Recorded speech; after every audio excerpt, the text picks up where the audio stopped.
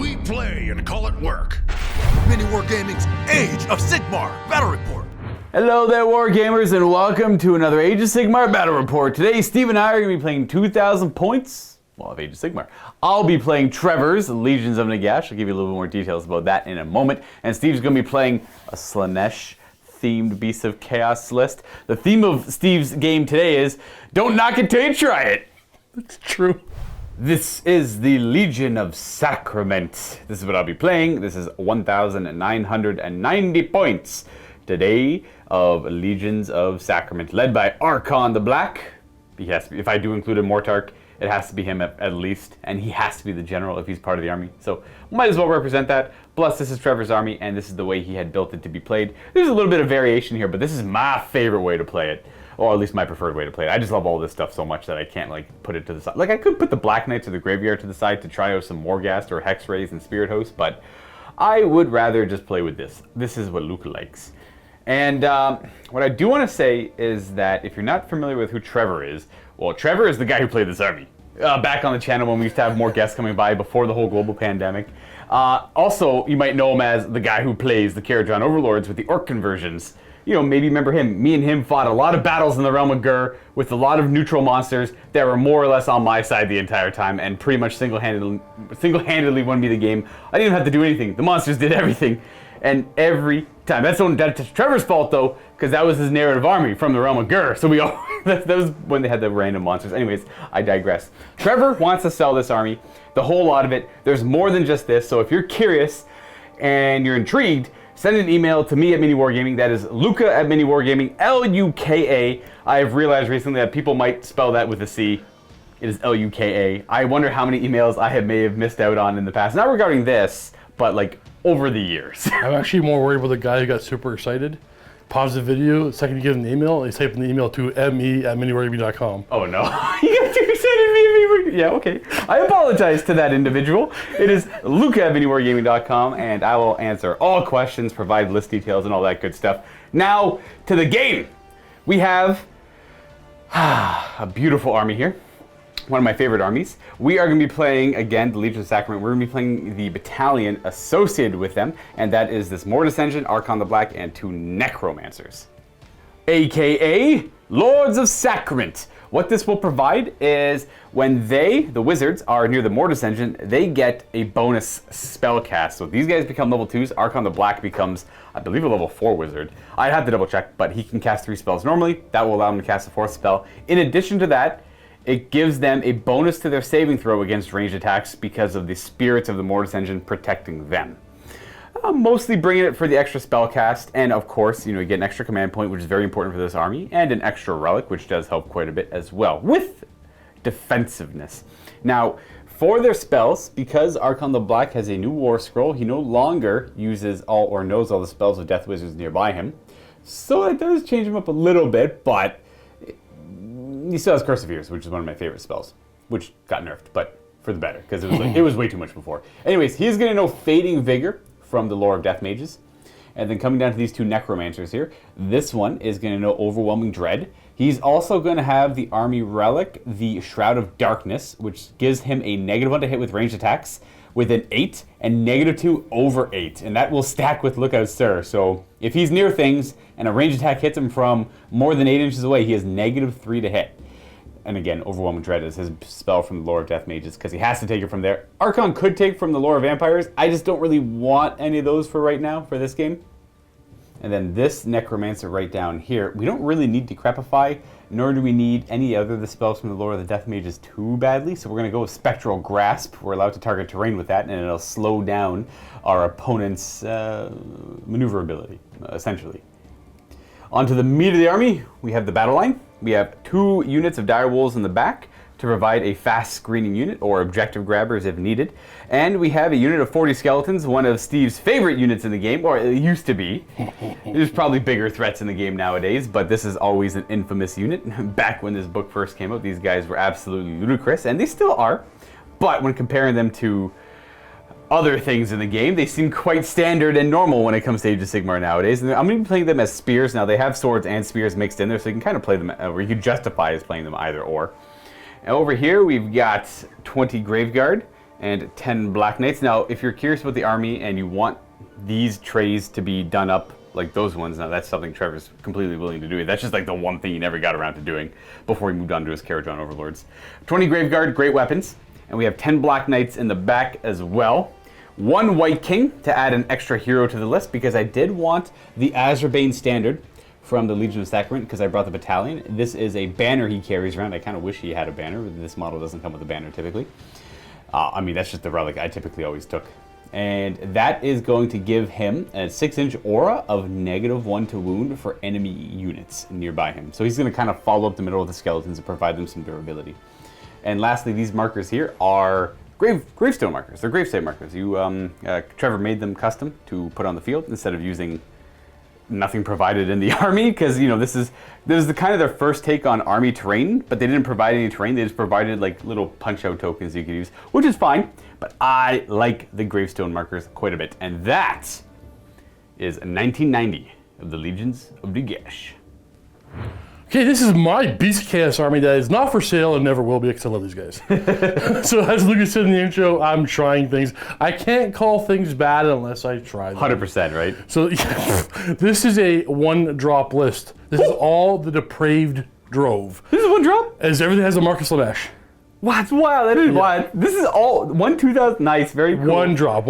I love it. Okay, so in this list we have 3 characters. We have a Beast Lord and 2 Bray Herd Shaman. Now, 1 Shaman will take the Knowing Eye, and the Beast Lord will have the relics from the All Herd. So he has a Warlord trait that if he's in combat, if he's within 3 of the enemy, my units within 18 of him get to reroll charges. It's not great. And then he has an axe that has better AP against like bigger squads. So it'll be really good against the skeletons, except for I'll never be fighting the skeletons with him. That's a bad time. But I like the old herd. Okay, so now let's talk about the things that we think are probably bad, but we're gonna try. I'm bringing squads in numbers I've never done before. I'm gonna try a 30-man blob of gores. Seems ridiculous. Right, 32mm bases, they got weird stats. Yeah, it's not going to work. They get an extra attack. They get an extra attack for being 20 or more. It's true. Now, we're also going to bring a 20-man blob of Bestigors. They get nothing for being in 20. Oh. But maybe they'll get the swing because only half of them will die and the other half will swing. So we'll see. And then we're also going to try a 9-man blob of Bulgors, because a bunch of them always tend to die before they swing. And then to round off the list, we have Ungor Raiders, a unit of Dragon Ogres, and 2 Gorgons for some punch power. And then finally, we got the Mesmerizing Mirror, because it can be cast only by wizards with the Slanesh keyword, which all my wizards do. And the Depraved Drove, what it does is, other than the fact that it gives me 1 drop, my guys get to re-roll all hits against characters with an artifact of power. And I believe, I have to double check because I think it's a terrible battalion, I also get to reroll my charges if I'm within 12 of the enemy hero with an artifact of power. Well, I got 2 of those. Yeah, okay. Hey, I remember that mirror thing being terrifying. That mirror is awesome. Yeah. I love that mirror. I haven't played against that in a while, and I remember being real spooky. Let's go take a look at the table, the scenario, and play the game. Today, Steve and I play the better part of Valor out of General's Handbook 2020. In this scenario, we have 6 objective markers evenly spaced out between each player's territory in each third of their territory. We will be deploying 9 inches away from each other's territory as well, making us 18 inches apart at the beginning of the game for quick, early charges. Now, the way the better part of Valor works is there's 6 objectives, and the only way to control an objective is by moving a battle line unit on top of it to gain control of it. It doesn't matter how many models are there, it just matters that you moved there with a battle line unit, excluding retreat moves, so any other type of move. So obviously not using the normal rules for controlling objective markers in this one, and you'll score victory points as follows. Starting from the second battle round, at the end of each of your turns, a player can choose to destroy 1 or more of the objective markers that they control to score victory points in the following. 1 victory point if you gain control of it that turn. You'll get 2 victory points if you had it for this turn and the previous turn, 4 victory points if you had it for 3 turns in a row, and then 8 if you had it for all 5 battle rounds. Now, it doesn't matter if you control it for 4. That's the one thing to point out there. And then whoever has the most points at the end of the game will win. And this is one of my favorite battle plans. Thanks for checking out this video, everyone. Paired with it in the MiniWarGaming Vault is Matthew and Luka playing a 2,000-point game of Fleash-Eater Courts versus the Stormcast Eternals using the new Marathi book. Check it out by clicking the link down below. This will be the battlefield Steve and I play on for today's game. A thank you to Studio Level and WizKids for providing the terrain in today's game. We have the Studio Level, the ruins and the vegetation and all that, and this is a Studio Level mat. It's actually a matching set of terrain if you want to check them out. That's what they sell, terrain and mats together. And then this bridge here is, it might be new from WizKids. They sent it to us. It is a very modular bridge. It's right now we got it set up as like a toll bridge where you have the booths on the sides, and there's a little sign over there that says toll bridge. Please have your coin ready. It can be broken apart. It could be like a broken bridge. It could be lowered a level. It could be smaller by being brought together. It's completely reworkable, fully modular.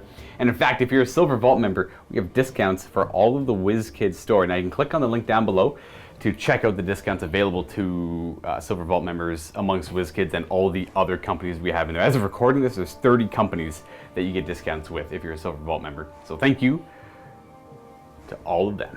And obviously all the Silver Vault members and all the Vault members in general who help provide and allow us to continue doing what we do. Thank you. Okay, rolling off for picking sides. I got it. Ooh, a 6, very nice. Ooh, what side do you like?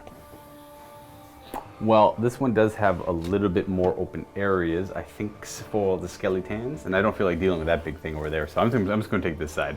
I'll let the Beast of Chaos do their weird things over there, so you can go over there. I'll put my grave site markers down over here, and we'll deploy and play this game. Okay, so Steve and I finished deploying. I put the first unit of dogs down over here, because Steve's capability of charging insanely far distances scares me a little bit, whereas typically these guys would be used as a screening for Black Knights or for Skeletons or Graveguard.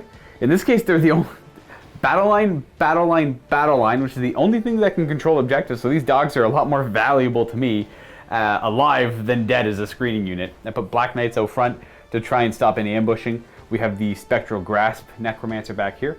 We have the Overwhelming Dread Necromancer with the Shroud of Darkness near the massive amount of skeletons in the middle with the Mortis Engine nearby it, as well as my general, Arkhan the Black, the other dogs, direwolves back here.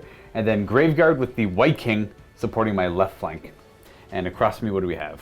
So I think I've already said it, this scenario would love me to have a more traditional Beast of Chaos list. Right, all my squads are together. So it's okay, we'll make do. So we have the 20 Bestiverse here with my Shaman. We have Gorgons over here holding my kind of center with my Bulgors in the other, kind of like they're my center anchor, right? The Ungor Raiders are grabbing 2 objectives with the Dragon Ogres on my flank. Now my big horde of Gors and my Ungors and 1 Shaman are in outflank, or Bray Hood ambush. Right, where they have to show up on the first turn. That's why I had to put the Black Knights like this, because they would just show up over here and take this objective and be able to burn it on the first turn. That's no good. We cannot allow that to happen. And, well, Steve obviously finished deploying first. I put them down, he deployed his entire army. Yep. And then I tried to counter deploy as best I could. Who's going first? I am. Okay, it will be Beast of Chaos. Turn 1 in this game of Age of Sigmar. All right, Steve, it's going to be your battle round, first turn. So we're going up to 3 command points. Yep. We go up to 1 primordial call point, and then we're going to roll for our knowing eye on a 4+. I do not get another command point. I'm going to slit D3 goats' throats. Oh! 3 of them die. Bring me up to 4 primordial call points. We're getting there. I'm going to spend 2 of my command points and scream into the wild and turn them into primordial call points. I want to hang on to 1 for a charge. Got you. Okay, so Steve's going down to 1 command point, but he's at 6 primordial call points? 6 primordial call points already. Not bad. And then these Dragon Ogres are going to move D6 in the hero phase. Thunder Scorn. Oh, I love it. That's a pretty big deal. Tape. Here they come. That's pretty good. Yeah, that's pretty handy. I was going to hope he rolled like, I don't know, a 1. 2, 6. Why? 5. You know, I forgot to show my grave markers. Oh, yeah. 1 there, 1 there, 1 over there, and then 1 back here. I try to keep 1 deeper in your territory so your general can utilize that in case the enemy's pushing in on all other fronts. Okay, so they did their move. One last thing over here. This Shaman's trying to cast the Mesmerizing Mirror. Right. And successfully. Successfully there. Now, I did deploy Arkhan the Black within 30 inches just to attempt to unbind spells. I do get +2 to this. Okay. Didn't need it. Movement. Wait, they're going to run. Running. Extra.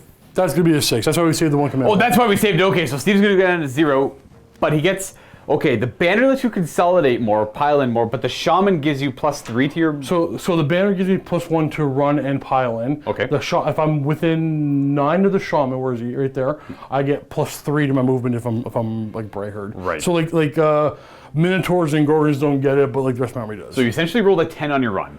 What is their base move, 6? Yeah. So they're going to move 16 inches, and they have the capability of running and charging. Okay, we're stopping an inch away. Where's they? We're okay. Right, they are all ending up there. Now, don't forget, folks, you only control the objectives with battle line if you end to move within 3 inches of it. So that's why I put the Graveguard right on top of it. The Graveguard are going to have to survive this charge, though. We got a couple Gorgons moving up. I'm just going to keep pushing. Yeah, Thunderscorn. I don't want my Black Knights getting charged, but it's better than losing my objective. And you can only burn them on the second battle round as well. I think I said that earlier, but it's a lot. This scenario's got a lot going for it. The Bulgors moving forward as well. And then those technically, the Ungors back there are gonna have to do a little bit of technically do a move to get on the objectives, but it won't be too difficult for them. So Ungors over here, using the ambush to claim control of that objective. So these basically you have to move like a nothing move and Right. both. So Just remembering that it's 3. we're gonna have to go this way. That's gonna cost us, but like I knew this was gonna cost us the second I saw this scenario that wanted me to have more units. Yeah. But I said at the beginning, and Luke said in the intro, I'm trying things that are bad, but I have to try them so I can know they're bad. It's specifically bad for this scenario, unfortunately. So they're showing up So over there. unfortunately, this is rough. This one's really rough because You know what? Okay, we can just say that they deployed there. There's no reason for them to ambush there and not control the objective. yeah, that's fair. I guess I would have done that. Yeah, because so like we initially started deploying thinking it was the regular, and then 6 inch, yeah. and then we had like included. Oh crap, that's right, it's 3 inches. So they're just going to deploy over there. That doesn't change anything of the game. The only problem is that objective in the middle. Yeah, you know what? It is what it is. And then we're gonna have a beastman ambush from over here. Gores. And then the goatsmen with the Jeez. shaman. It's a huge footprint. Shaman's up over there. All right. Let's do some charging. These guys don't throw rocks. It's these Sigors. No, it's the other ones, yeah. All right. Let's start with these guys. I know they're getting their charge. Oh, you better believe it. That's a 6 rolled. But they get any bonuses for their charge? Well, I have no, but like the 4-inch pylon allows me to get like what I need. So Right. Okay. Got you. look, I'm like, oh wait. So with this charge, they're gonna control the objective because that's a battle line unit making any type of move on top of it. Can't burn in the first turn, but it will be the beastmen's, which does kind of make it awkward for me on my A turn. little bit farther out because of the. Oh. See if I'm allowed to roll any. You know what? I don't think I want them to go anyway, so I'm not gonna roll them. Okay. This is the one I want to see first. All right. Can they do a hard 9? No. No. Okay. That's a 3. Do I want these guys to go in? Well, it stifles their charge. So on the charge, I know they're better. I'm shutting them in. 7. I don't think so. That looks like it's going to be Survey a says 9 and 9. Okay. So survey says no over there. Interesting. That's it. Okay. Well, then you get to fight first over here. I guess Actually, yeah. there might be things you could do. Okay, yeah, I'm just gonna fight first over here. All right, with their extra pile-in, it was no problem for them all to get in range to swing. They are gonna have they hit on 3s because their unit size, well, which is 10 or more, which they definitely have. And No, sorry. I hit on because your unit size. I hit on 3s. I Your see. 10 or more hit on 3s. Yeah. Oh, okay. Well, he gets +1 hit because of my unit size. They get the extra attack as they charge. Now the Azerbane standards maybe gonna help a little bit. -1 to wound, so we'll see. All right. Here are half the attacks And these are all into Graveguard. We're ignoring the White King. on 3s, and we're wounded on 4s because it's -1. Yes. Okay. There's only there's a small amount of 3s there. 7, 9, 11 so far. So 11 in the then- first half. Woo! And second half. Look at those 4s. I owe Steve 26 up saves because of the Ren 1. I will save, so there's 2 left. And then I have the 6 up, Deathless Warriors, or Deathless Minions, I believe, because I got the hero nearby. Maybe I'll save a couple more. And I saved a couple more. All right, so I do lose 16 of the Graveyard in one fell swoop of the cream of the crop of the Beast of Chaos. So I got Murder goats. 4 remaining. Well, I'll try and keep it around my command over here then. Well, that's all I've got left over here. They're going to go ahead and attack, though, because they've got literally no fear. We do have the Seneschal still alive over there. He's the guy without a helmet. And helmet, nothing on him at all. It's going to be a total of 9 attacks. 3s to hit. Not so bad. And then these are 3s to wound, but 6s are 2 damage. We have 4 at Ren 1. All right, we got 5 save against that. I'd kill 4. All right. That's all I've got for them. And then the White King's able to attack as well, so he'll throw some dice, but he's more of a support dude, you know. 4 attacks with his blade on 3s, and 3s. 6s are D3 damage. Okay, we got 2 wounds at Ren 1, 1 damage. We cut down 2 more, and that's all she wrote. So it's those might. I'm trying to figure out where I'm not gonna like break coherency and not really. Boom. Were those guys important? No, I'm just. Can I want to know what's going on here? What's going on here? I'm trying to summon more of them next turn, so I want proper models. I want a horn. Oh, I see. Okay, you want I got you 100%. So we're gonna go ahead and go do Battle Shock now. Yeah, coherency's still good there. No need to worry there. So let's. I lost 16 skeletons, so they are gone. I am not going to inspire your presence. I'm functionally +1 bravery because I'm all hurt because I fought. So 4. I lost 5 models. No, I lost 6 models. You lost 6, so you rolled a 10. But you're -1 because of my band. Oh, okay. So then 4 more rolling. 4 more boogie. I want. You can. I don't care about this guy. You don't care about the. Yeah. Okay. Fair. Well, actually, can you fail? They're gone. They're dead. I just rolled a 2, and I lost 16. They're automatically running. All right, and then these guys are gone. They'll be back though for a command point. They'll be back. There's no point. I could inspire them and then have a few of them come back, but the gravesite's a little too far away to support them. And then got a couple guys coming back here. Might have been a little bit better, but they're not battle line anyways, and I'll just hold on to them for later. So this objective is under Steve's control. He can't burn it right now, but I got to get him off it. All right, so I'm just marking down the ones Steve's held for so long there. And I don't gain control of any of the ones I'm on because you have to move with the battle line unit onto it to gain control of it. So we're going to go on to Legions of Nagash, turn 1. I definitely want to make stuff old. 100% do I want to make stuff old. I'm going to also have to try and calm down a few other units here, but it's going to be kind of difficult. He might, actually, these guys are probably, he's going to probably go Von Hells them. I don't know if I want a Von Hells over here.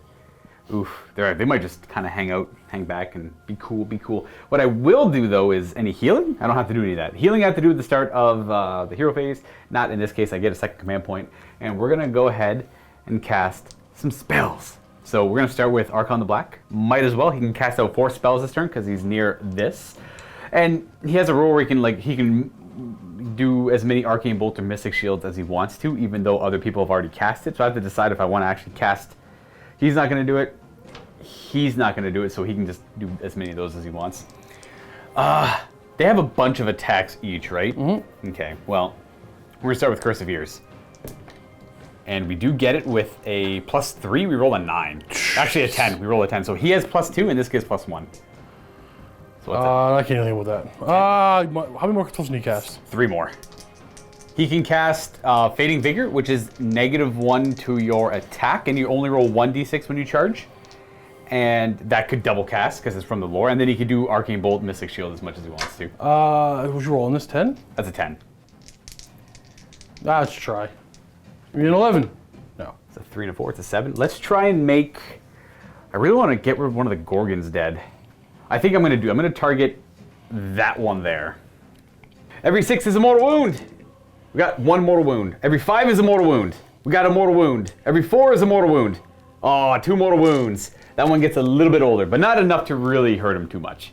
It's on the 12. It's a weird, sweet spell that often doesn't do too much, but when it does, let's go with Fading Vigor. See if we can get that off. We got a total of 6. I don't have mine over here. Okay, so we're gonna put that on the wounded Gorgon. So he has -1 to all his attacks, and he only rolls 1d6 when he charges. Not that the second part's gonna matter too much, but it might.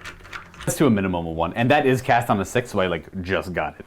We are gonna go ahead and probably just Arcane Bolt a couple of times now, because he has nothing else he really wants to do. So we're gonna Arcane Bolt with a +3. We do get the big version of it.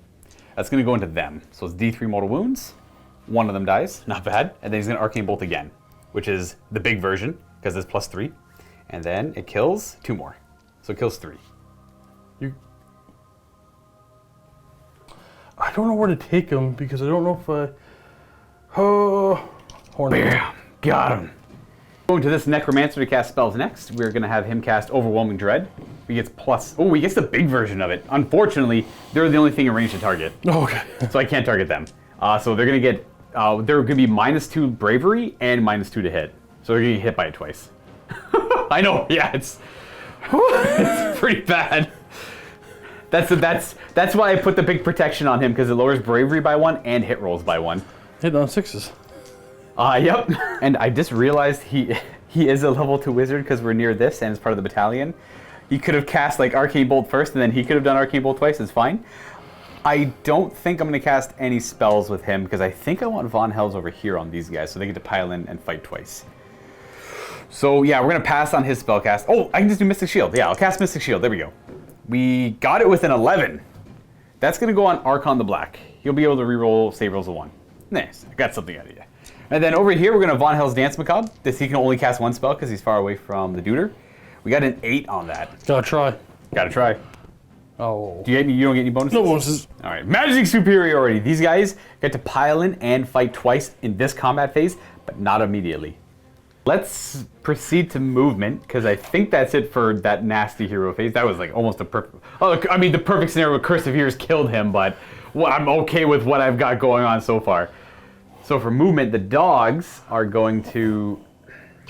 They're going to do dog things over here. Yeah, walk away. Died this turn. Dog things are coming. We're gonna dog things are... The dog days are coming. Here we go. Boom. We're gonna kill something... I'm just gonna push this because it might matter. Okay, so the dogs will move instead a little bit more up this way. Yeah, that makes complete sense. Yeah, they got a pretty good move, so they're safe to do this. That's no big deal there. Which means one musician in the middle eye still, but that's fine. And then before we move anything else over here, we are gonna move the Black Knights. I gotta commit to like 1 area to fight in though. Black Knights are gonna move 12.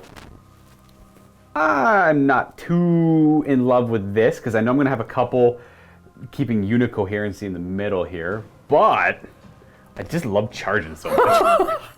Necromancer will move forward as well, and then the dogs are going to move forward and claim control of this objective in the name of Arkhan. Them being battle line.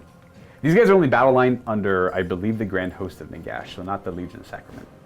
Makes me go back over here and say, I don't actually get control of this objective. The only way I can get control of this objective is if a battle line unit actually kills them off of that now. It doesn't matter how many models we have. I could slam all 40 skeletons into them, and if one of those Besticors live, that's still Steve's objective. Oh, really? 100%, yeah. Interesting. It's I'm gonna die, though. I hope they do. I mean, they have a pretty poo bravery right now. All right, well, we started out pretty poo bravery. Skeletons are going to move 4 inches in this direction because they're going to go help support over here and kind of probably be the main force that takes them off that objective with their overwhelmingly high 4-inch move. They're shifting over in that direction. We're going to have Arkhan the Black come back over here. Coward. He's going to hang it over here. We're bringing the Graveguard back is the plan. We do need you to go and do some weird Wail of the Damned-like thing. In fact, I'm going to... No, stop. I'm actually going to reposition Arkhan a little bit more to there. I might put you on there. I want them to be within 6 inches of each other if I can. But you are going to tuck in over there. And then them moving there gives that objective to me. There's no way I can really do it without precariously balancing a model up there. I don't want to do that. So Arkhan... Well, you can say he's up there. No, it's okay. It's a little too much. I'm just going to keep Arkhan over here. They're not within 6. I'd rather you be over here to scream at... I probably don't need their help. Why are you screaming at my goats? Leave my goats alone! You know what? I don't actually need him over there. We're just going to have you hang out over here. So you'll move back a little bit. Man. Make room for the Necromancer. Arkhan the Black will fly over here. Respect my goats. At least put some threats into them. No, I don't need to scream at them. They got really bad bravery right now. I'm just going to try the skeletons.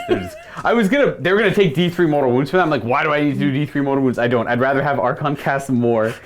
Okay, so that is it for my movement. So at the end of the movement phase, we're going to spend a command point of my 2 and bring the Graveguard back wholly within 9 of this gravesite, more than 9 away from enemy units. So there, wholly within 9 of this, more than 9 away from enemy units. And they're back in it, baby! No. We're gonna go on to shooting, where he's got nothing to shoot at, so we're gonna go on to charging. We will have the Black Knight start this charge off. Aha! We roll a 9. Dang. Good roll. That's how they're gonna have to charge. Just because, let's see here. Let's have you there, and let's have you go right in and touch both their bases, and I'll have you touch that base there. So no weird pile-in shenanigans. I'm losing 2 of them for attacks to keep coherency. That's actually not that bad. I'm not too upset with that. It does leave this Necromancer within 3 of both squads if I need it to be done. I'll just actually make that, it was a little unclear. There we go. Beautiful. Within 3. That way you can pass off wounds if I need to. I'm pretty sure it's summonable. Okay. That's, Double ones. Double ones, here we go. Do you forget what my music... Double one. Oh crap, I forgot about that. It's been a while since I played it. I can roll a 9 anyways. These guys, the nice thing about the Legions of Nagash, lots of guarantees in the army. It's a very reliable army. It's like it just does what it does. Yes, exactly. Very often will you not be able to do what you want your army to do with Legions of Nagash. So they're going to go 9. I'm not going to commit everything, but I'll show you what I do commit, because I do need to keep some on the objective or else I lose it. You only keep control of your objective if your battle lines stay there. Advanced skeleton tactics. Advanced skeleton. Yep. This is. I didn't have to I started moving models where I'm like, oh yeah, that's right. I gotta actually protect. You know what? To make it look not so dumb, I'll move some of these guys who would never be attacking anyways back over here to fill out this. I don't like daisy chaining, but it is a necessary evil while playing horde armies. So there you go. That doesn't look as. It still looks pretty dumb. It's less dumb though. You're right. The dumb factor has been reduced. Thank you. Thank you. We're gonna charge dogs now. Dogs. 6. I fell for my trap. Dog. I probably shouldn't have charged them in, but whatever. Goats eat dogs. Goats eat dogs? You didn't tell me that before. You go to biology school? Biology school? Okay, so they end up over there. That's all good. That's all good. We're going to go ahead and start fighting. Definitely not over here. Oh, come on! It's the double overwhelming dread boys, but we're going to fight first over here, folks. No need to pile in. 3 into the Dragon Ogres, and then 5 into the Gores. I'll start with the 5 into the Gores. All right, we have the 10 attacks into the Gores on 3s.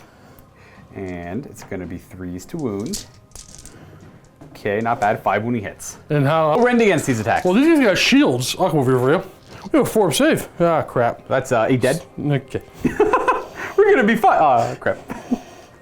And we got the hooves. It was just a bad roll for Steve there. 4 stay with the hooves. There we go, horsies. 5s, nothing. All right. Okay. And then we got 7 attacks over there because the Hell Knight's over there. 3s. Good start. Followed up by 3s. Awesome follow-up. 4 wounds, no rend. 4 up. That is 4 damage. Yeah, this guy's down to 1. Okay, and we got some hooves. That's going to be 6 attacks. 4s to hit.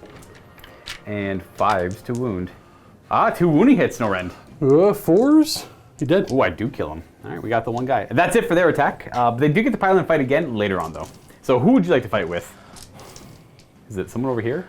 Yeah. Or is it going to be over here? Going over here. For real? Yeah. Okay. We're going to put... Oh, he can't move. These 4 to the dogs and these 3 into them. So into the skeletons, we're hitting on 5s. Oh, because he got +1 to hit, that's right. Nice hit, though. It's pretty good. And are they -1 to wound? What was that from? What was the -1 to wound from? From him? Yes, that's his aura, that's right. So they So 2 wounds. Yeah. Rend of 1? Yep. Well, you better believe I don't get a save against that with my crypt shields. So 2 damage, which I have deathless minions against. I lose 1 skeleton. Yeah, I think that skeleton guy. Got him. Then 9 attacks into the dogs. 6s. 3 hits. -1 to wound, so nothing. The Azurvane standard. All right. Well, these guys are going to go ahead and pile in and fight again. Exact same thing, no actual piling in. 10 attacks into Gores on 3s. And 3s. Not bad. That's 6 wounding hits. Give me those 4s. Oh, there you go. Much just better 2 that this time. time. Only 2 die that time. 4s stay with the hooves. 5s to actually wound. 1, no rend. 4 up. Ooh, Oh, one guy gets crushed under the hoof. And then we have 7 attacks into the ogres. 3s. Many dice rolling. We got 3 misses, 4 wounds, maybe. 3 wounds, no rend. 4s. 2 damage. 2 damage, and then 6 attacks with hooves. We got 1 hit, followed by a wound. 4 up. 1 more damage. And then that is all they're capable of. They'll fight. Ancient weapons hitting. Wait a second, there's not enough attacks. I need more attacks. More attacks coming this way. 3s to hit. Oh, wow, that's Not pretty too good. bad. Pretty good, pretty good. 3s to get in my hand. 3s to wound. And before you run those saves, you might as well do these attacks that are 4s and 4s for their little talon forelimbs. So we get one more. That's going to be 7. 7 no rend. So because they no rend, they do get a 4-up save against this. If it was rend, it'd be 6-7. Undead have a weird. Oh, I only make 2 of them anyways. And they're 1 damage each. Deathless minions. We'd lose. We take 3 wounds. So we're gonna do. We'll lose from over here. You're gonna take some wounds and you're gonna go down to 1. Oh, jeez. 1 wound left, and then you might as well finish off over Let's finish over here. So we're gonna have 4 models fighting. It's 8 attacks. Oh, I have another attack. That's getting in charge. Leader. Hitting all 4s. Very nice. And 4s to wound. We have 4 wounds on you, no rend. Okay, 4-up save. Okay. Oh, okay. Nice. Good job, Gores. Oh, Gores. Yeah. Gores. Well, it's gonna bring it to over here. We're gonna have the 2 skeletons will fight, I suppose. They have 3 attacks each. 57 attacks! Into the best of Gores after piling in with those guys there. Here's the first half. 4s to hit with their spears because we're near a death hero. Normally it's 5s. 4s to wound. So far we've got 5, 6, 7, 8, 9, 10, 11 wounding hits in the first half. Second half, 4s to hit. 4s! So an extra 4, so 15 wounds. 1, 2, 3, 4, 5, 6, 7. Thank you, Luka. Are they all dead? Yeah. Okay, so now they're... Okay, cool. So they kill them off, but they're not in range to control the objective. So And now you can't control it. these guys charge, they get to pile in still, which is still a type of move. Okay. Yeah, so that was the part of the plan. Like Steve Steve automatically loses control of it. It would go to me if they're within 3 inches. Now this squad, because it's uncontrolled, can do a pile-in move because they charge, and then they will be the ones that control it now. Rough. I mean bark, but rough. Bark. And, well, yeah, we're done attacking over there, so these guys will pile in. Boop. There we go. That's I now control this objective on this turn as well. Okay, so we've done it. They control that objective, they control that objective, they control that objective. That is, well, we got Battle Shock over here, I suppose. Okay, I think I lost, oh goodness, 10? Wow. No, 11. 11. Am I -1 bravery? Yeah, with the banner right there, yeah. Okay, so, because I'm all hurt, it just cancels it out, essentially. Okay, that's going to be a lot running away. So you rolled a 17. For real? Yes, so I think They're the bravery. smart... Wait, aren't they bravery 6 right now because they're unit size? Oh, right, so there's that. Only 11 run. Okay. Wow. So that's what we've got left. Got a shaman, some gores. I assume they can't fail by losing 1. They're They absolutely... Oh, no, they can't fail because I'm all hurt. okay. Oh, wait, no, banner's because within -1. sick, Okay, right. so I couldn't fail. No, they're fine. Okay. Cool. I lost 1 skeleton. Not too concerned about it there. Okay, I'm okay. Yeah, you still have them and them. There's, I mean, the -1. I think the only debuff remaining is the -1 attack on that guy and 1d6 charge. That's a pretty big debuff. Oh, which he fails on a 1 or 2, I guess, because only. Oh, okay, that's something to consider. Okay. I'm gonna win the roll off, and then I'm gonna cow your face. Okay, so you win ties. You win ties on this. Uh-oh. All right, I got a plan for I got plan B. I got an idea. I now put this out there. I don't think I automatically win by taking a double turn here, but yikes.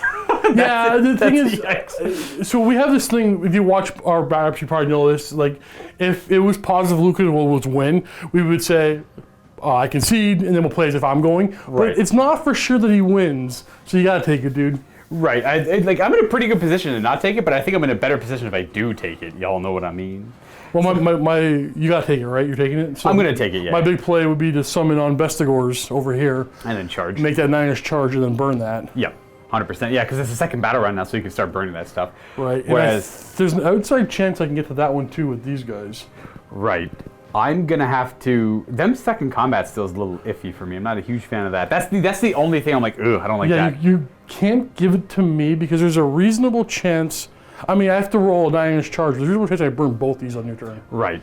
So me going second here is nice for me because these guys can then get stuck in over here and then do graveyard stuff. Whereas the skeletons can consolidate their power back on this objective. Well, they're probably going to go for them, honestly, to try and whittle them down a wee bit. So we'll see. Anyways, it's going to be Legions of Nagash turn 2.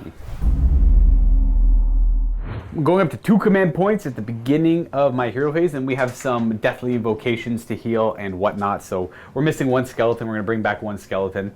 And we are missing a Black Knight over here. We're going to have the Invigorating Aura heal them. So this guy just heals instead of rolling the D3. And then we're going to have you try and bring back a Black Knight. But we have to roll 3 up because of their wound characteristic. Oh, we don't. That's a 1. Okay, so we don't bring it back. And they are too far away for Arkhan to automatically bring a guy back. I am going to spend a command point on the first of the Mortarchs, his command ability at the beginning of my hero phase, to increase the range of his spells and all Death Wizard spells by 6 inches. So he's going to have 24-inch range on most of his spells for this this hero phase. It's only for Death Wizards within 18 inches, so that won't affect him. Just affect those 2. Where is he? Over there. We are going to have you cast Fading Vigor on the Bulgors, reducing their attack characteristic by 1. Oh, no, no. I beg you don't do that. Oh, please don't do that. But they they need to feel true. Please don't do that. Weakness. There's a word. Okay, so that's a 13. Oh, I rolled an 11. You know what the worst part is? Yeah. That goes off twice. Oh, come! Wait, what? Yeah, because that's Locus of Shaiish. Oh, I'm so demoralized. It's just atrophy. I brought the shield squad, so if I had the double axe squad, it wouldn't have mattered. Did it twice, so they have 2 attacks. Oh. They have 3 attacks. I don't have to target them. I can target. I think I'm going to target them once with that, and then probably. I will not take your pity. There's relevance to me to how he's got 5 attacks and 1 attack. Oh, okay, so yeah, they get targeted twice then. Okay, so Locus of Shaiish, if I roll an unmodified 9+ on a spell, it actually goes off twice, and I can choose the same target or a different target. So they are going to only roll 1d6 when they charge. You've blackened my heart.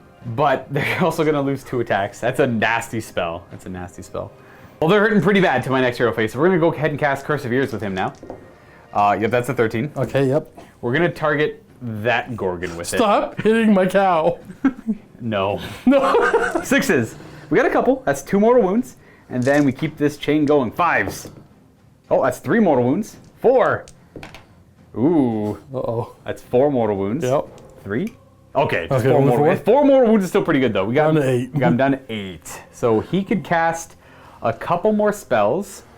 Couple arcane bolts. A couple of arcane bolts. You want to do somebody else first? I'm trying to think if I want to, because he's going to cast Von Hells.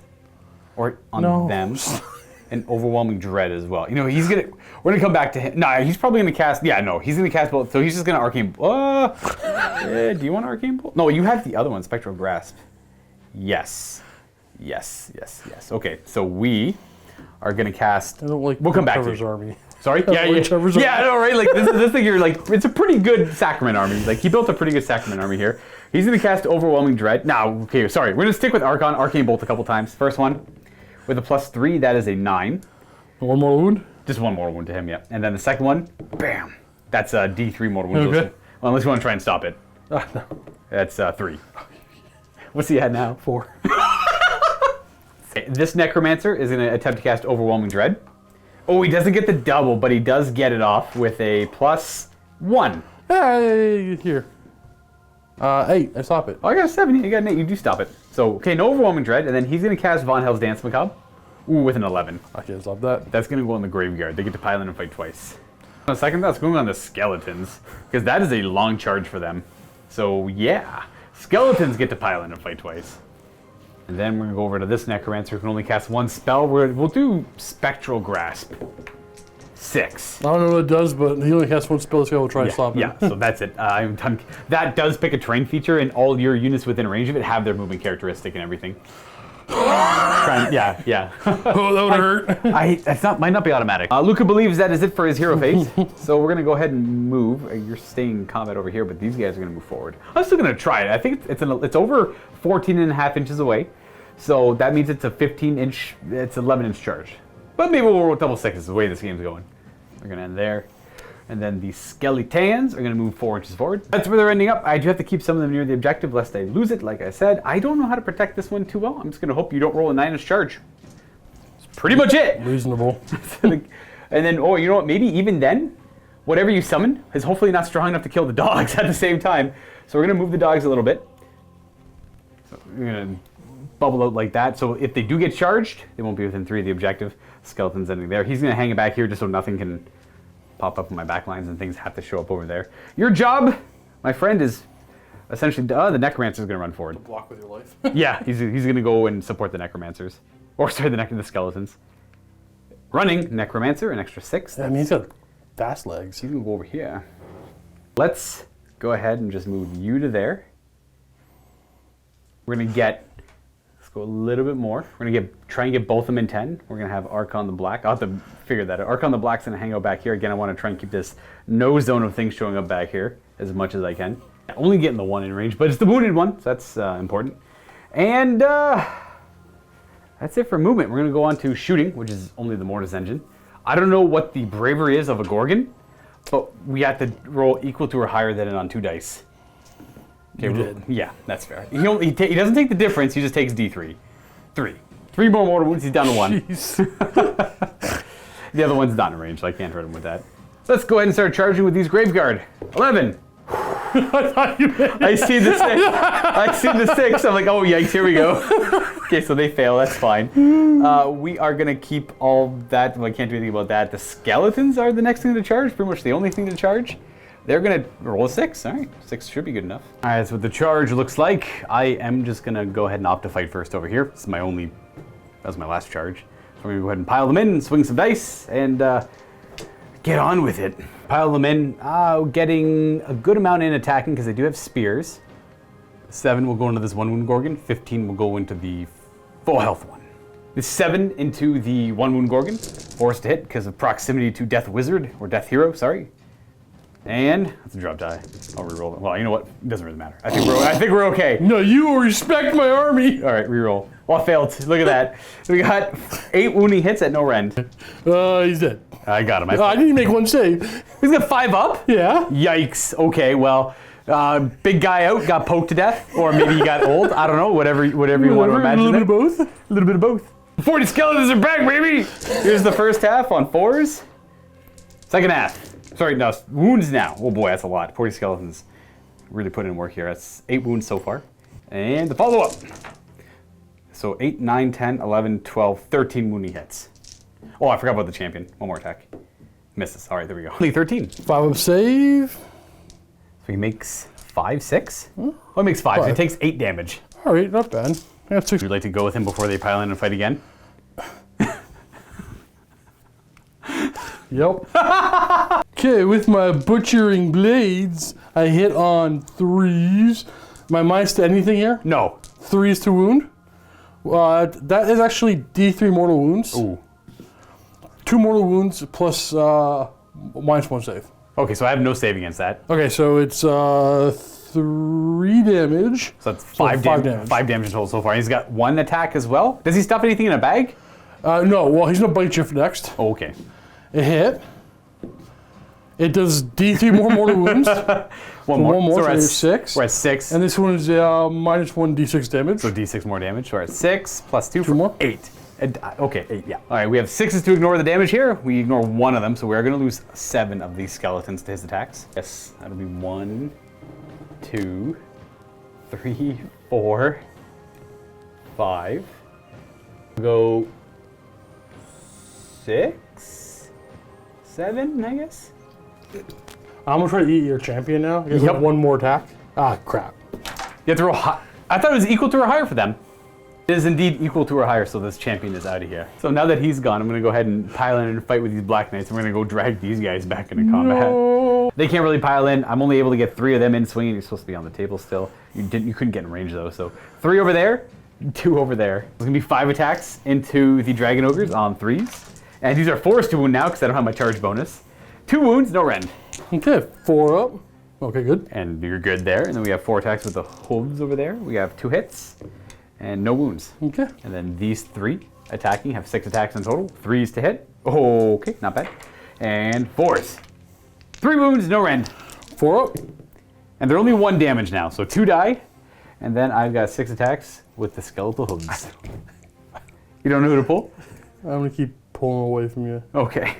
4s. We've got 3 hits, average. 1 wound. No, nada. So we just killed the 2 there. That's all they're able to accomplish. And then you can just fight with both of them if you want to. Okay, we'll go in with a 4-inch pile in. Looks like 4 will get in. Are they one attack each now or two? Yeah, but either one attack each. Just bring it up. Fours to hit. There's a champion still there, probably. No, he's dead. Fours to wound. Okay, we got a wound. 4 up save on my end. That's a 2. That's going to be a 2. And then a 6 to ignore it. I take 8 damage so far. We're going to put that on that guy over there. And might as well do the dragon. Yeah, I'll get them out of the way. We're hitting on 3s with our ancient blades.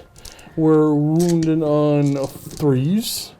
And then we are talon forelimbs. We're hitting on 4s. And wounding on 4s. One more wound. That's all no rend? Yep, 7 no rend. Crypt shields go to 4 up. Make 4 of them, not bad. 1 damage each. I am near a hero, so 6 to ignore. I take 2 more damage, which means you die, and then you will take 1. Nope. And that will bring it to these skeletons piling in and swinging again. That's 18 of them swinging. I don't want to pile in too much more than that. One of them is, oh, no, never mind. One of them is not the champion. He's gone. Hitting on 4s with the first half. Wounding on 4s. Well, there, that's pretty good. 5, 6, 7, 8 on the first half. Second half, 4s. And 5, 6 more. So total of 14 wounds. 5 up, say he's dead. Who would have thought something that hits on 4s and wounds on 4s would be so oppressive? Well, I mean, when there's 114 of them. Yeah, it's fair. So big guy falls down. We got him there. That's it. I don't get to pile and fight twice over here. That is the end of my turn. And that means I've controlled these for 2 turns apiece. Now, the question is, do I burn any of these? I think I'm pretty safe for now. Pretty safe for now. And if I'm not, well, I'm dumb. And that's what I get for being dumb. But we got some battle shocks to do, I guess. I almost forgot about that. Okay, these guys here? They don't lose 2? Oh, man. So they do lose a couple, was it? And then these guys could potentially... No, then nobody died. That's right. Okay. Okay. Okay. So yeah, now I control it for 2 turns. No one's burning anything. We're going to go on to the Beast of Chaos, turn 2.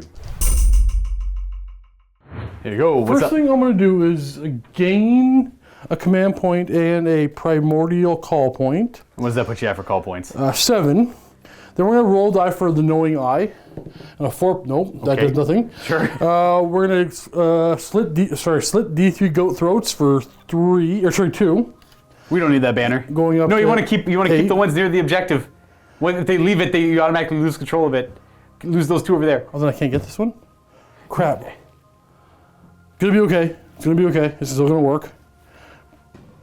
And then I'm gonna spend a command point to turn it into a primordial call point because I'm all hurt. Okay, so that's 10 call points and 0 command points. Okay, now what's gonna happen here is these guys are gonna run and retreat. Okay, that's fair. Yep. You get any bonuses to their runs? Yeah, he's plus 3. Okay. So we're gonna go a lot. I'm just gonna go over here. Oh, I better take the full actually. So if you is the plan for them to go over here? Yeah. So technically they move first. So they move first because then you lose control of the objective and then they take it. Because if they move there and then the objective's still under the control of the Gores, it's just a weird. It doesn't really matter. Like for anyone watching, if they leave control if they don't leave control of the objective, Oh right, they're still gonna control it. so yeah, technically. This is a very unique scenario. Yeah, so technically it's like that because they have to remain within 3 of the center, which they were. We moved the models a little bit earlier. We forgot to move them back. All right, let's send these guys over this way. First, before these. Yeah, this is a very specifically odd scenario, yeah. Okay, that's fine. 6, 7, 8. They just have to get within 3 of the center of it. Okay, well, Follow. it's just not working. Did they not roll high enough? Didn't roll high enough. Did you need the 10th call point? I did. Oh, wow. We're going the other way with these boys. Whoa. We're going the other way. Okay, so they're going to go this way instead with their run and retreat. Everything's gonna work out just fine. Oh, this is a 2. Oh, well, Okay, here we it go. made me useless. No, they still have 1 attack each. I do feel bad. That was a bad fading vigor. Oh, hey, hero phase. I'm not doing hero phase. Oh, yeah, we said- I'm gonna cast the mesmerizing mirror. No. No, I'm not. Oh. Okay, let's. Beast of Chaos. Let's. You have a wizard over here.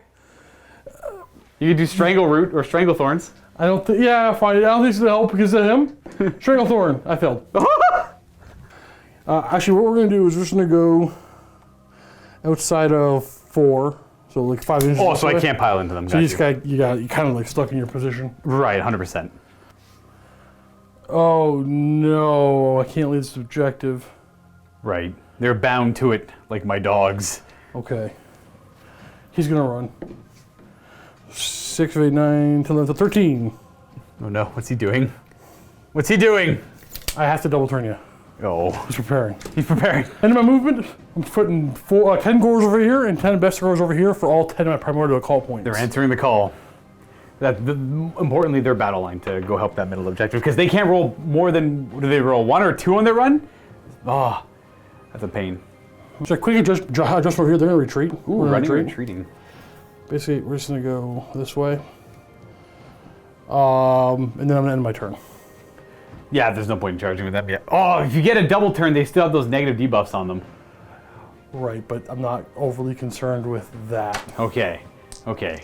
I guess that doesn't really matter. All right, ending turn, you control that for 2 turns and that one for 2 All right, turns. let's mark this for 2. Yeah, those ones, that one in the middle still evade your grasp. And there's no battle shock, there's no charging to do, so it's a roll off for the 3rd battle round. I'll roll the 1! All right, I'll take it.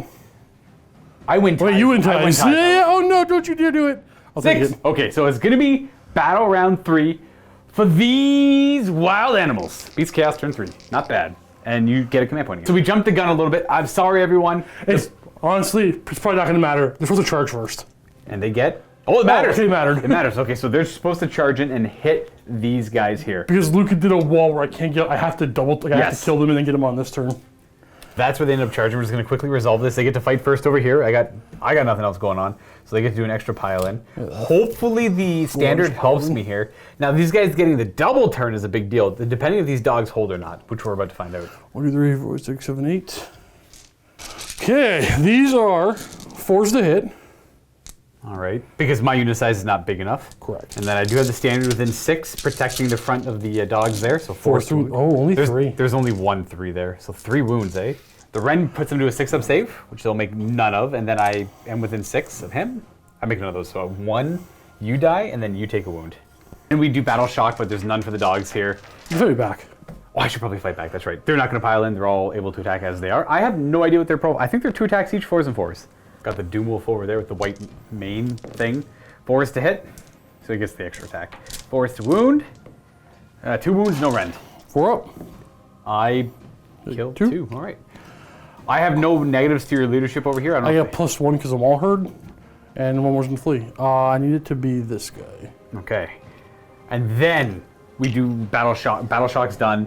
And then we do the roll off. I roll a 1, Steve rolls a 6. I'll re-roll it if you like. No, it's okay. I think that's a pretty clean way to continue the proper order of things going. Steve still wins that with that 6. I think that's the best. Keeps it the most interesting as well. So now Beasts of Chaos turn 3 with their command point. All right, so we got call points for you. Yep, and then I get 1 command point. And then I'm going to roll a die for the knowing eye and still get nothing. We're going to slit some goat throats. 1, only 1. That's rough. How much did you need? I needed 4 for what I wanted to do. So I either have to kill You need a 2 guys, Yeah. or I need to get a command point. Or, have the all-knowing eye work once. Yeah. Do literally anything. I'm still going to spend the 1 and turn it into a call point. Is that going to help? Is 4 the minimum? You need to summon something? No, but 4 was for my archers to help over there. Oh, to lighten up the dogs. Okay, we have a backup plan. We're going to be okay. We're not going to do this. We're going to keep this at 2, and we're going to keep the command point. Let's get that mesmerizing mirror into play. Oh, and 10 this time. Well, I'm going to try and stop with him. Need an 11. Oh, not quite. He does not get any bonuses. Oh, that's ominous. He has no choice but to stare at it. All right, so we're going to roll 6 dice now. And, okay, this is hard to explain, but just trust me in this.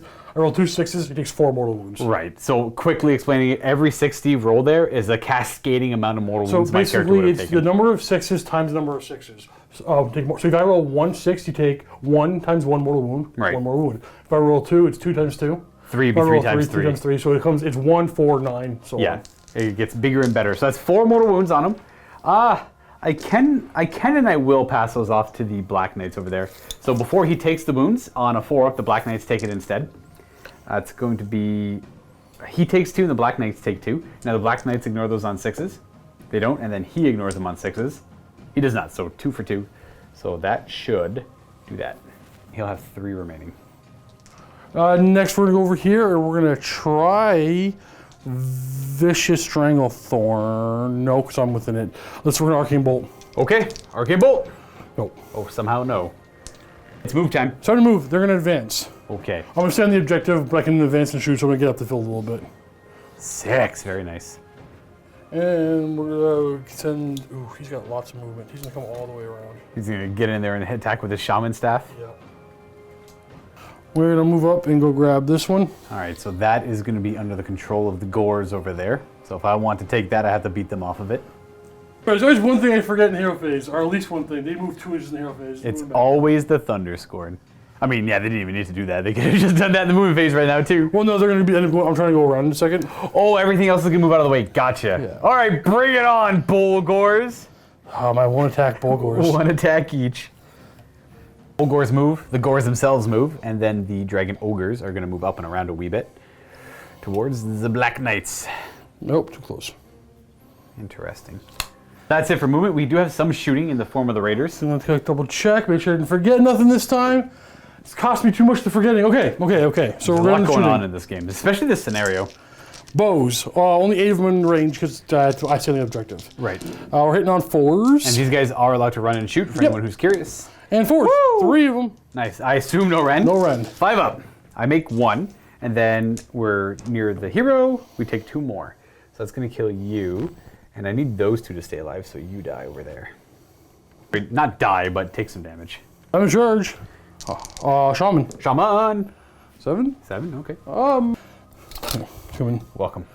Hello. All this stuff over here may be charging? Okay, here's the problem. This has to go through. Right, so the They bull have to charge. because the Fading Vigor, they only roll 1d6. Oh, they rolled a 4, they're okay. Again, a 1 or 2 would have failed there, folks. It's a wild spell, it's a very good spell. But I need more than that. Oh, you need more than a 4? It's okay, we can pile in, we won't touch. Okay. Next, the Gores have to go. They get the regular charge. They got no problem. Unless they roll double 1. Oh, that's a 7. Okay. You leave my Necromancer alone. Staying coherent through my base, which is only an inch wide there. They gotta go back in. Dragon Ogres. Ooh, perfect. Nice fallback and charge, He's nerds. gonna go in that spot. The trap guy is where I want them to be. Gonna do a fight over here first. Who's it gonna be? Oh, It's gotta be these guys. The Bulgors with their singular attacks. Now they are 2 damage each. I'm just gonna move the other way so I Yeah. can stay on the spot. Yep. Gotcha. I can't get more than 3. So 3 attacks. Oh, wait a second. Ooh. Ooh. Do you have artifact power? He doesn't know. Mine's over here. That guy's got the artifact of power between the Necromancer. Dang. My depraved drove's garbage. Okay, so we'll do the axes first. I don't want to do the 4s. Okay. Oh, 2 hits, not hits. bad. No negatives to wound here. 3s. Got 2 wounds, very And a nice. mortal wound. Ooh. I have no save against that because I am within range of the Herdstone whose aura expands. This is the 3rd battle round, so it's 24 inches now. It's 18 right now. Next turn is 24, and then 18, okay. it's 6 every turn. So that model there's within 18 of it. They have rend 1 on their attacks, no saves. That 2 damage each. Yes. So I got a total of 5 because of the mortal wound. And 6s. I ignore 1, so that's 2 dead dogs over here. And horns. 4s to hit. Couple hits. And nothing. Nothing. Okay. Gores over here only have maybe 5. No, the leader's dead. So I think I'm going to risk it for the biscuit and attack over here and try and take out some of these Bestigors if I can. We'll back you up. And then we're going to have 7 attacks at Bestigors. On 4s. And 4s. 2 wounds. No rend. 4 up. I kill none. Nice. That's all. Perfect. That's all they've got. Gores attacking dogs. Oh, actually, you might as well do these. Oh, okay, yeah. that makes more sense. sense. Yeah, they're going to attack my Black Knights. Ancient weapons on 3s. Ooh, that's a bad roll. And 3s. And then we have Talon forelimbs. It's 4s and 4s. So we have 3, 6, 7, but So it's 7. So their attacks have no rend, so my save goes to a 4 up. But I'm in range of the Herdstone now, which reduces my save by 1. So let's go to a 5 up, which is weird. Not a weird, but a. it's a weird interaction with all Yeah. these rules, but it's yeah. So we actually make 3 saves. Oh, that's a lot of ones. And these are 1 damage each. I do have my deathless save. I do take 4, so you're dead. And that's 3 more I have to allocate, so you'll... Ooh, no, actually. Well, I have to lose you. You're dead no matter what. I'm going to lose you. And we're going to take a damage on the Hell Knight, I suppose. I guess we'll go with the Dire Wolves. They're going to put 1 attacking the... No, we'll do the Necromancer. He'll put his attack into the what's it called there? The Gores. Necromancer staff attack. This is like the de facto wizard staff attack from back in the day. They were all based around the Necromancer. Anyways, he's done. That's all he's got. Same thing over here. Yeah, we're gonna go over here. We got best. Shaman. Oh, shaman attack. He missed. Okay. That means I'm gonna come over to here to my dire wolves, and we'll just do what we just did before. We're gonna put 2 attacking the bull gores and then 1 attacking the gores over there. We'll do the 1 attacking the gores. This is the doom wolf. So we just have the 1 guy attacking, and then we have 5 attacks in the bull gores. We hit twice and we wound once. No rend. 4 up. 1 damage. Oh, okay. Down to 3. We're going in there to the table again. Oh yes. Is it the last fight? Maybe I can't remember. I don't know. Maybe Pestigores or not Pestigores. Bestigores. We got the 4-inch pile in. This is. Are these battle line by chance? They are. Okay, so this is very important. If they can kill the dogs off, you're in a great spot. So, If not, though. 15 attacks, hitting on 4s. Oh! Dang! Dang! Okay. 2 hits. All right. 3s. 4s because of the 4s, piercer okay. bane. And then I fail a save. 6 up to ignore it. I do. They hold. So you're done attacking over there. So am I. And then I'm done attacking. Yeah. Oh, I got my Black Knights to attack with. Just the ones attacking, though. I'm not going to bother piling in because of you. You're right. You do stretch my unit there. That guy would have to pile in that direction. So we have the Hell Knight with 3 attacks into the Dragon Ogres on 4s? No, 3s, and then 4s. 1 wound, no rend. I might as well do the horse as well. 1 hit, and no wound. So 1 wound, no rend. I do 1 damage. That's all they got. Is he down to 1? Yeah, he's down to 1. I fought all this over here. Nothing else is dragged into combat. No, but I'll shock you. That's my turn. That's right. Did not work. So you do retain those for the 3rd turns, though. So those are still yours. And then that one's yours for this 1 turn. And then these stay under my control as we go into my 3rd turn. Gaining command point, I go up to 2, and then I have to do all my healing. He's going to heal them for D3. Just bring that 1 guy back up. We're going to do Arkhan's last. And then we're going to come over to here. That's going to target... What do I mean that? Where's the gravesite? There's a gravesite over here. I got to measure the range on the gravesites. Gravesite isn't range of them. It's just going to heal the Hell Knight. Can't bring a model back and heal. Necromancer will target them to try and bring them back. I do get 1 model back. That, I guess, will bring the musician back. We'll bring you back over here. I'm going for a double turn play as well. I'm going to try and run and retreat and go over there. And so he's done. That one does. Yeah, no, it's fine. That one's not super important. He's at a range to help them. The skeletons I know are missing a couple though. There's a marker. They're on top of 1. The necromancer is near them. And yeah, so okay, we're just gonna roll 2d3. 1 for the necromancer, 1 for the gravesite underneath them. And then this gravesite back there targeting them as well. So it'll be 3d3. I have no crazy shenanigans with them. Well, I mean, they could charge the gores over there and do this stupid dumb daisy chain across the board. So yeah, it doesn't really matter. So we'll go 3, 4, 5, 6 skeletons come back to this unit. They're going to be reanimated at the front of the unit there. And missing a couple more. Now we'll have Arkhan the Black pick 4 units wholly within 24 of him, and they all automatically get 3 wounds back worth of models. So 3 individual ones. Yeah. All Yeah. the work I know. So he'll bring a dog back there. He'll bring the skeletons back over there. And then that should be it because he can't reach anything over here. They're wholly within 24. We'll bring the dog back right there. The last 2 skeletons will just reanimate to the front of the unit here. And then we are going to increase the range. We're going to spend a command point on the first of the Mortarch's ability. Increase the range of all Death Wizard spells within 18 of him by 6 inches because I think I need to. We're not going to bother. That unit there and that unit there is within 24 inches of them. So we should be okay. We are, on the other hand, going to cast... We'll start with this Necromancer over here. Yes. We'll cast Overwhelming Dread, or at least attempt to. Oh, he fails. Gets +1. That's a fail. That's a weef. We'll do Von Hell's Dance Macabre, which is a 7 because we're near this. Oh, I gotta try to stop that one. Yeah, that's going to go on the skeletons fight twice. You do! Oh, very nice. So he gets no spells off. And then we're going to have you over here cast something. I think we'll just do Spectral Grasp. I'm not near any terrain, so I can't really get Spectral Grasp off too well. And I can slow down the Thunder Scorn, but it's not really going to help too much because they do a d6 move. So I guess we're just going to Arcane Bolt.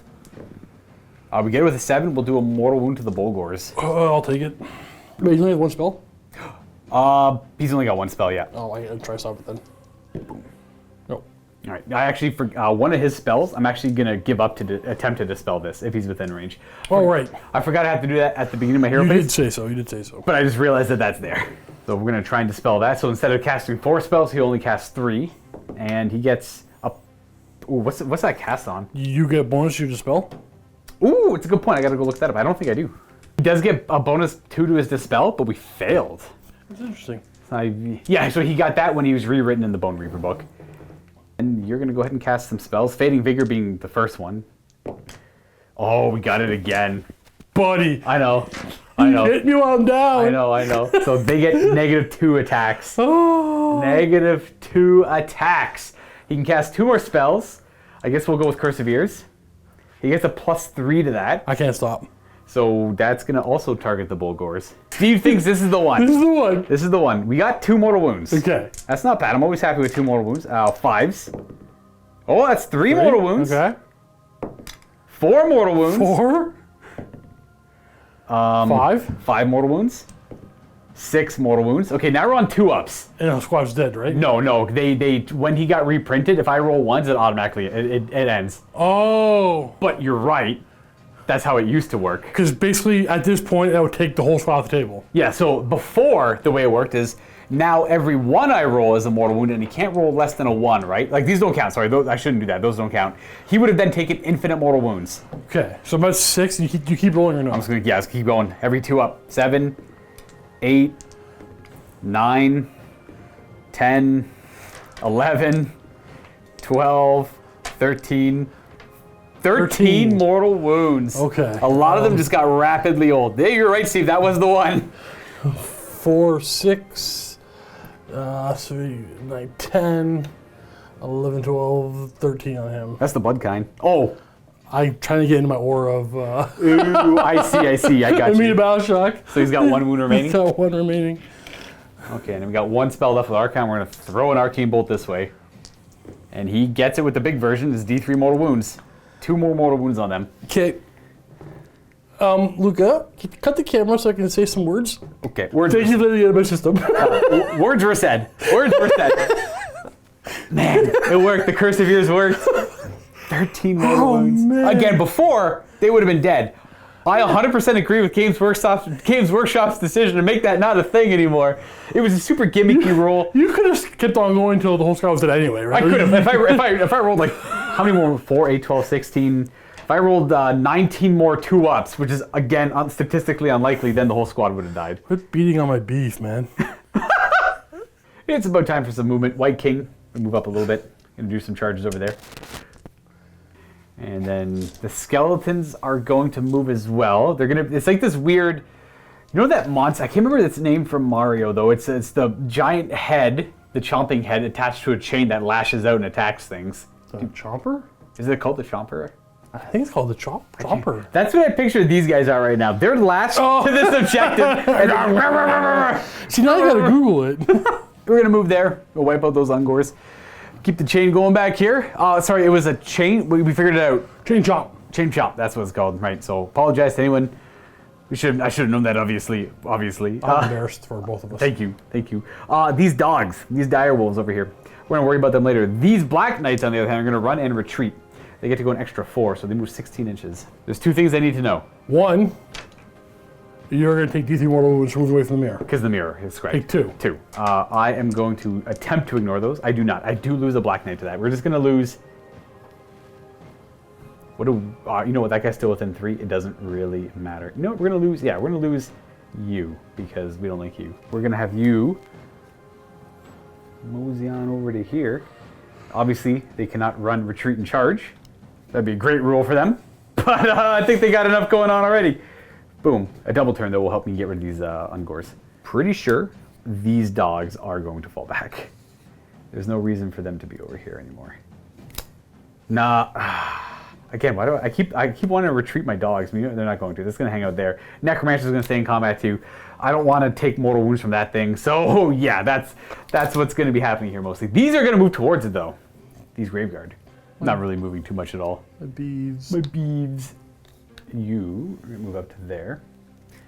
You are going to move to there. And then Arkhan the Black will move. Or you just hang out over here. Yeah, you just hang it over here. Sure. I'm gonna hang back a little bit just to make sure nothing show up over here. And then these Graveguard are gonna make sure they don't overcommit on a charge either. So we're gonna go on to shooting. You have a Wail of the Damned attack. We're gonna roll on their bravery there. And if I roll, what, 6? What is their bravery? 6. Oh, they're fine then. Oh, maybe it's equal to. I gotta double check. The range on this is only 9 inches. I said 10 earlier. That didn't matter too much. But Wail of the Damned has to be higher than. They're 6. They're okay. That'll be for shooting. We'll go ahead and charge now. You'll charge 5. Hello. No. The skeletons will charge 7. Charging in like that, keeping those way in the back there, obviously not fighting. And then over here to the Graveguard, they're gonna charge and roll a 10. Nice. Charge like this because of stupid beastmen. if I move them forward, he's like, ha-ha, gores! Ah! Well, I guess you'd have to kill them off to take that objective from me. I don't think nothing's really killing them off. So you know I what? only have to kill that one skeleton. That's 100% true. You only have to kill that one skeleton. So we are gonna commit a little bit more with this charge and have these guys actually move closer to the full 10. I find it adorable that you think I can get through 40 skeletons, I can't get through 5 dogs. I had forgotten that you have to kill them off completely. That's it for charges. I am going to fight. Oh, they have 1 attack each. I'm still gonna respect them and fight here first. 2 in the back won't be swinging. It's gonna be 37 attacks. 37 attacks. 3s and 3s. 6s are good. They count as 2 damage. The rest are all just 1. 13 regular 1 damage saves and 3 at 2 damage. All at Ren 1 though. Ren 1? Yeah. Let's do 2 damage, so you have 5 up save. So that's 2 damage. Nice. And then, oh, sorry, I hit it from in the rock. Well, okay, we'll take 4, 8, 10, 11, 12 damage. 12 damage from the Graveguard as they charge in. None of them are hurt. Oh, that guy's kind of hurt. So 9 more. 8. And then 1 guy takes a wound down to 3. Is it the not banner guy? Sure. Okay, that guy. Back to killing dogs. Killing dogs. Boop. Is it 15? 5s. 4? Why 5 5s? I was thinking of -1, but that's the wound. Yeah. So 4s. And 4s is -1 to wound. Correct. 3. 6 up. And 6 up. I lose a dog. We'll lose you. These dogs will go roar and attack the gores there. Gores to hit. Not bad. Not bad at all. And 4 wounding hits on gores. No rend. 4s. I kill 1. 1 gore dies.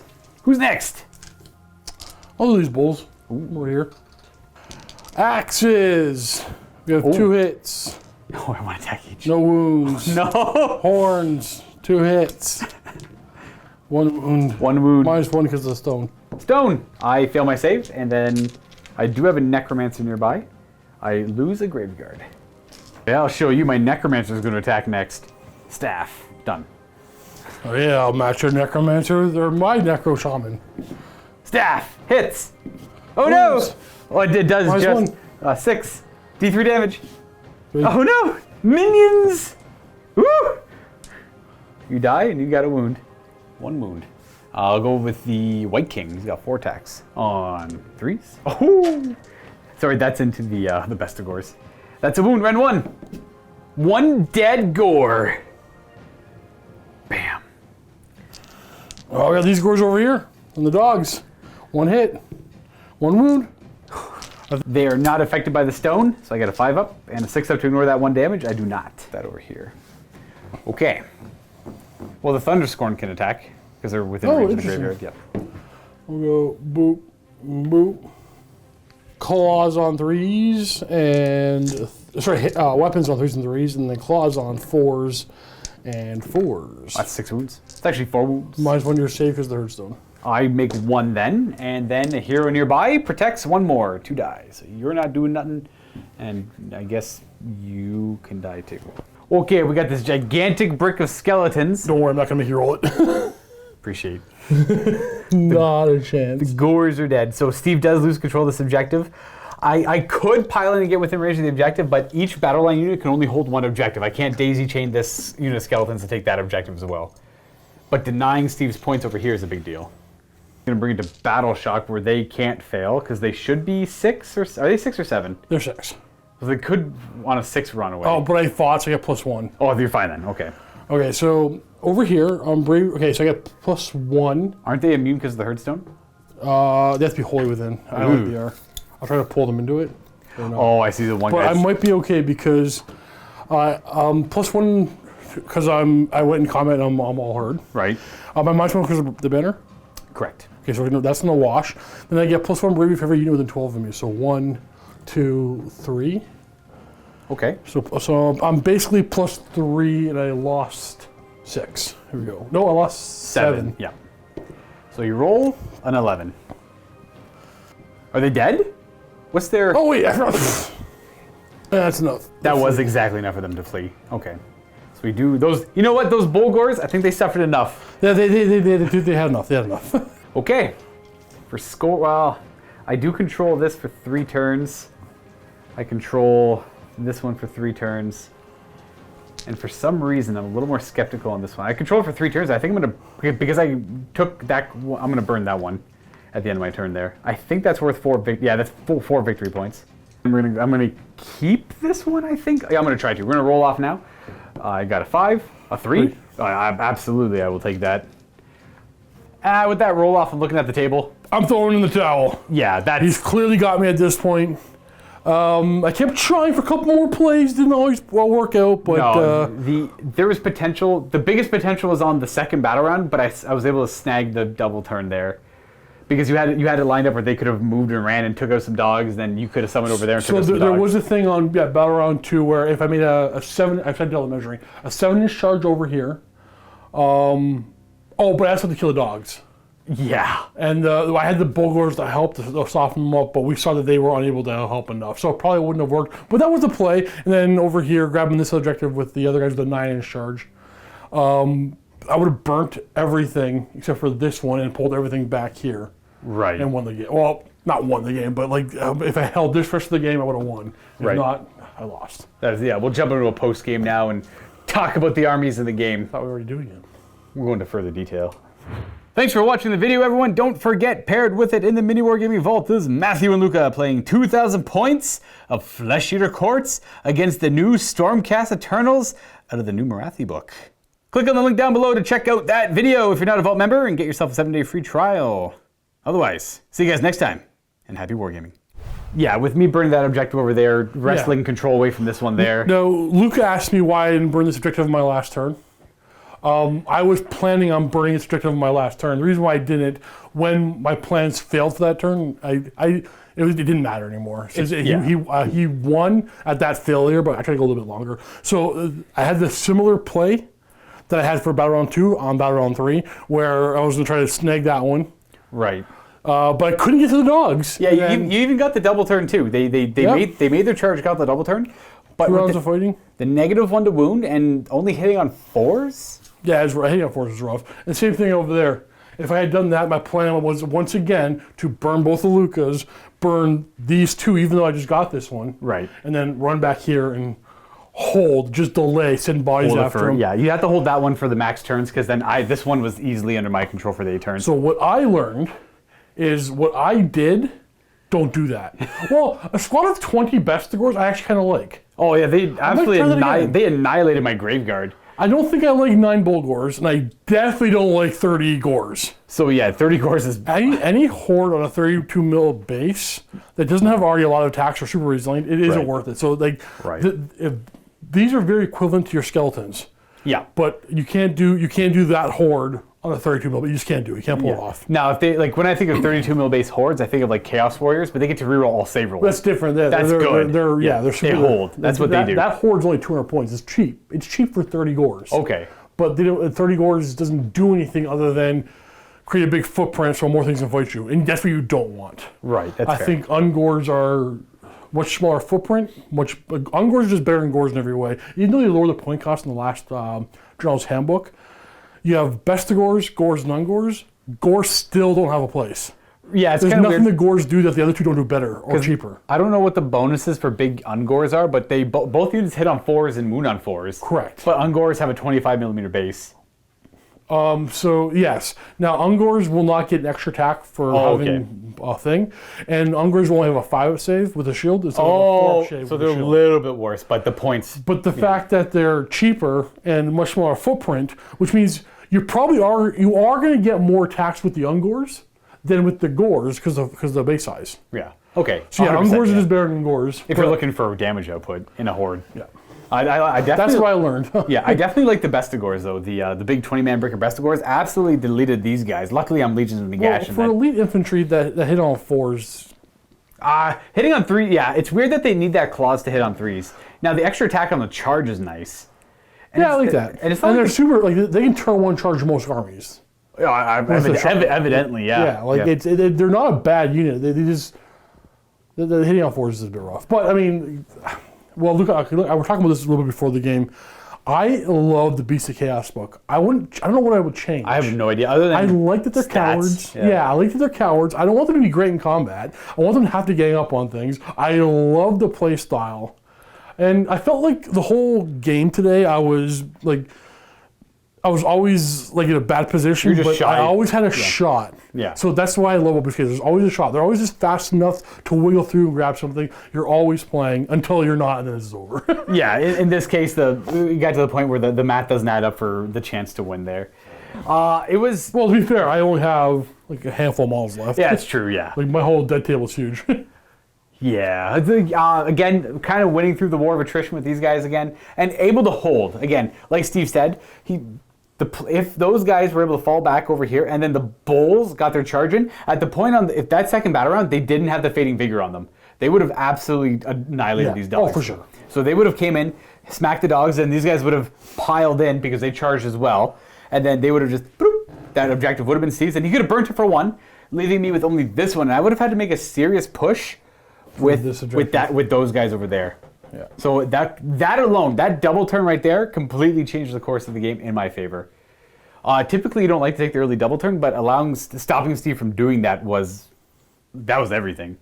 Because I would have then had to hope to hold on to this forever, and with the weird chain chomp over here, maybe that was possible. See, this is the thing here. Like this used to be my nightmare. I used to this would tear through.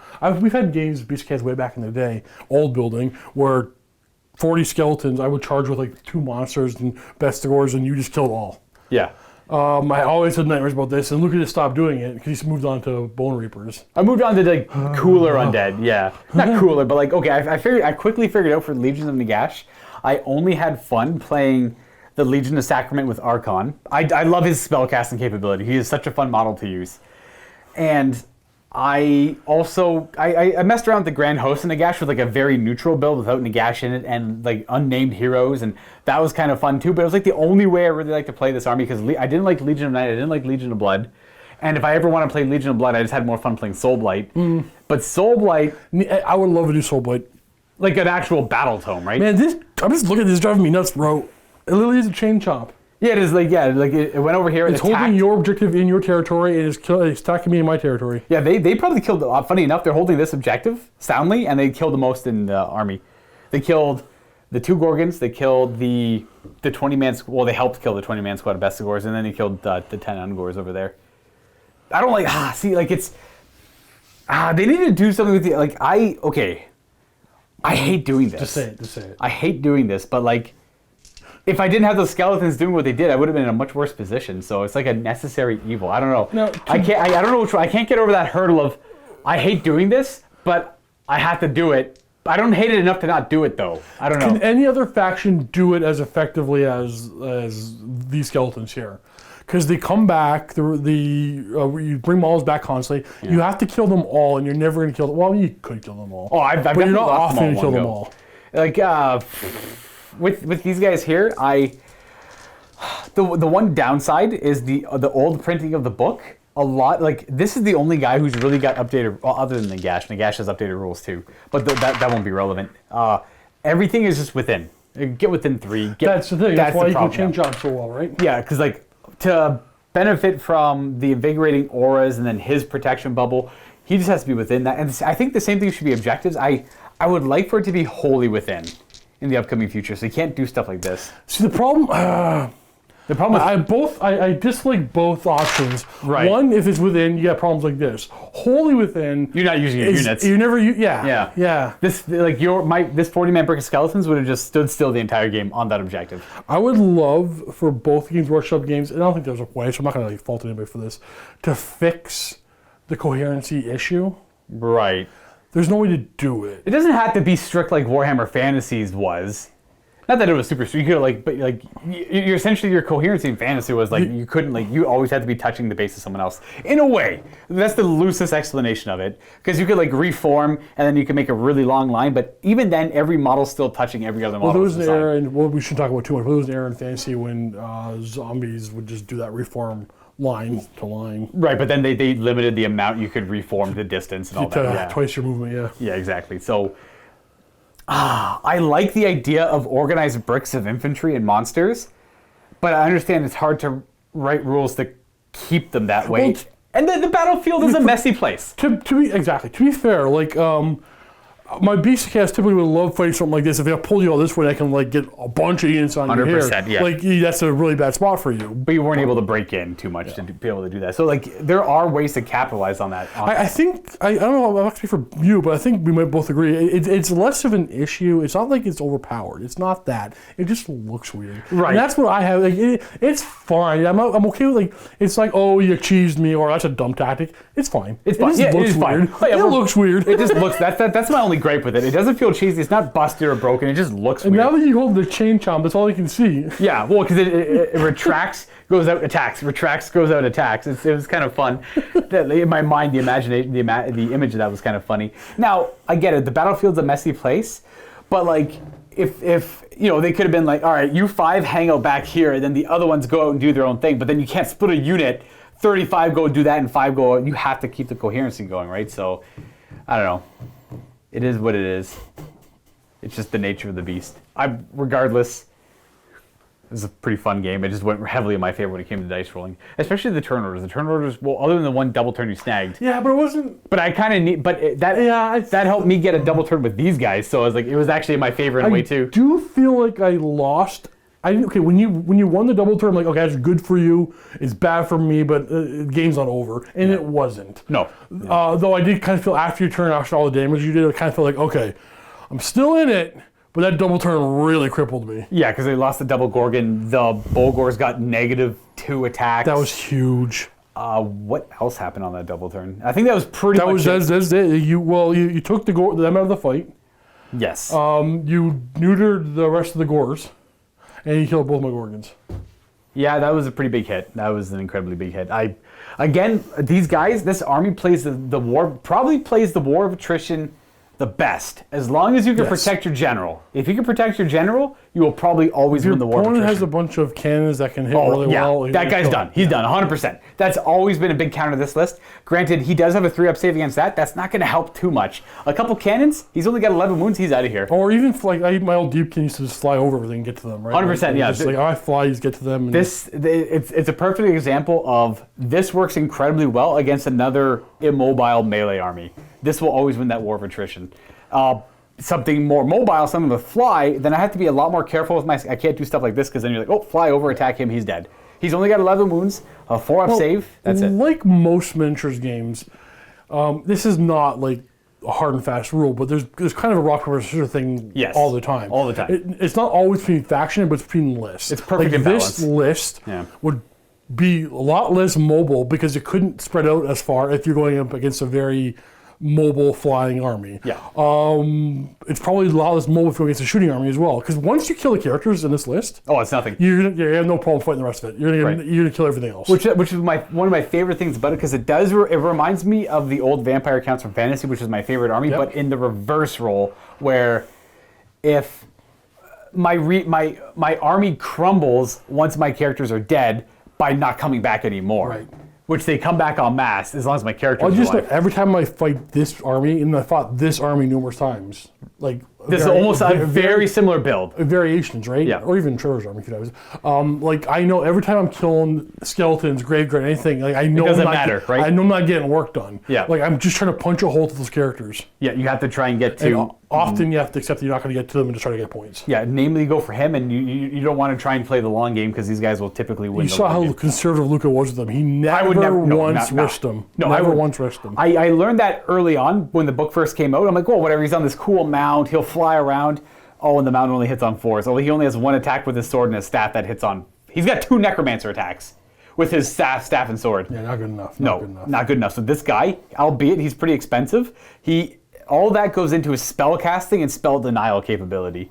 He is an awesome powerhouse because he just throws debuffs at enemies and buffs up my own units. I'll say that a little bit with my shamans is I often fight against armies that just shut down my magic. Right. There's just too many buffs or whatever, but my shamans are still handing out that extra speed, which is fantastic. That's a nice secondary. Always die to my shamans. Yep. So you never feel bad bringing them because then you get your turn 1 charges right over there and stuff like that. Like that is an amazing utility ability, and I do agree. 20 of them smashing into someone's lines will do a ton of damage. Yep. Even though there was a negative on the wound there, they still took out all of my graveyard. I failed battle shock. I wish I had more command points because all-out attack would help them a lot. Obviously. Yes, that's true. But I'm like, if I'm playing Herd, I'm using it for call points. If I'm playing Gay Spot, I'm using it for extra attacks. So it would also it'd be hard to pull off the all-out attack because they run so far ahead of other characters.